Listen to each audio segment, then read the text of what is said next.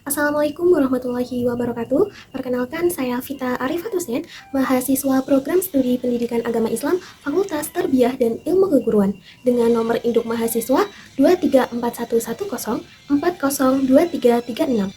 Nah, dalam video ini saya akan memaparkan materi yaitu terkait dengan kurikulum 13 atau yang biasa dikenal dengan Kurtilas. Video ini dibuat guna memenuhi tugas terstruktur, tugas individu, mata kuliah pengembangan kurikulum yang diampu oleh Bapak Saifuddin. Langsung saja pada pemaparan materi, yang pertama yaitu kurikulum 13 ini tercantum dalam Permendikbud nomor 81A tahun 2013 yang diperbarui Permendikbud nomor 104 tahun 2014 tentang pembelajaran kurikulum 13, juga sebagai evaluasi kurikulum sebelumnya, yaitu kurikulum KTSP.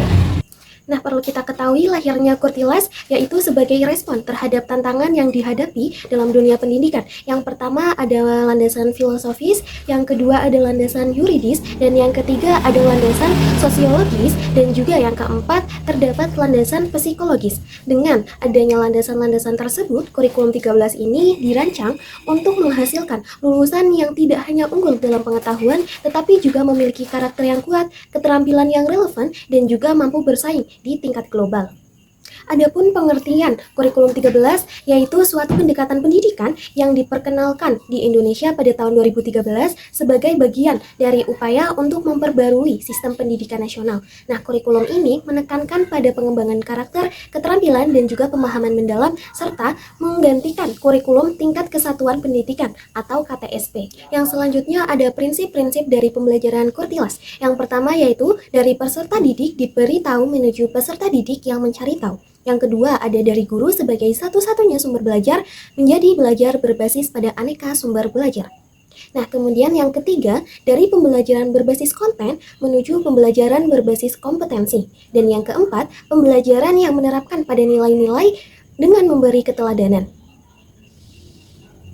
Selanjutnya ada 7 karakteristik Kurtilas. Yang pertama ada standar kompetensi lulusan atau SKL, yang kedua ada pendidikan karakter, yang ketiga yaitu proses pengembangan berbagai sikap, yang keempat kompetensi dalam bentuk kompetensi inti atau yang disebut KI, yang kelima ada pengembangan kompetensi dasar atau yang biasa disebut dengan KD, dan yang keenam ada pengembangan KD kompetensi dasar berdasarkan pada prinsip akumulatif, dan yang ketujuh ada pembelajaran tematik dan kontekstual. Nah, selanjutnya ada langkah-langkah pengembangan kurikulum 13. Yang pertama yaitu analisis dan diagnosis sebuah kebutuhan, kemudian pengorganisasian pengalaman belajar.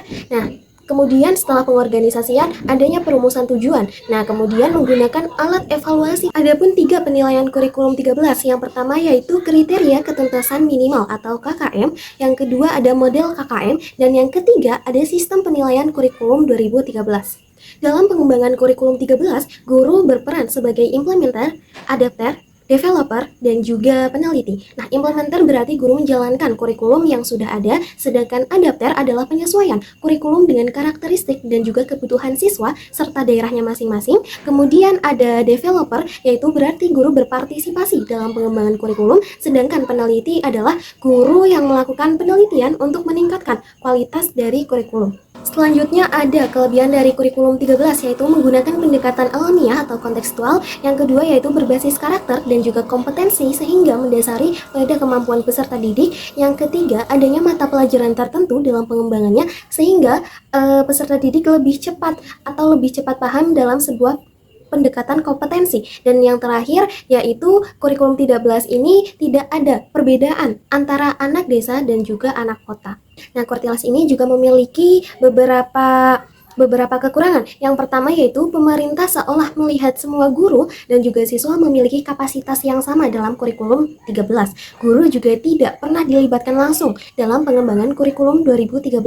Nah, kemudian adapun kekurangan lainnya yaitu tidak ada keseimbangan antara orientasi proses pembelajaran dan juga hasil dalam kurikulum 2013. Jadi keseimbangan sulit dicapai karena kebijakan ujian nasional masih diberlakukan. Jadi seperti itu penjelasan materi singkat yang dapat saya sampaikan, semoga dapat dipahami. Apabila ada kekurangan atau kesalahan itu datangnya dari saya. Saya tutup. Wassalamualaikum warahmatullahi wabarakatuh.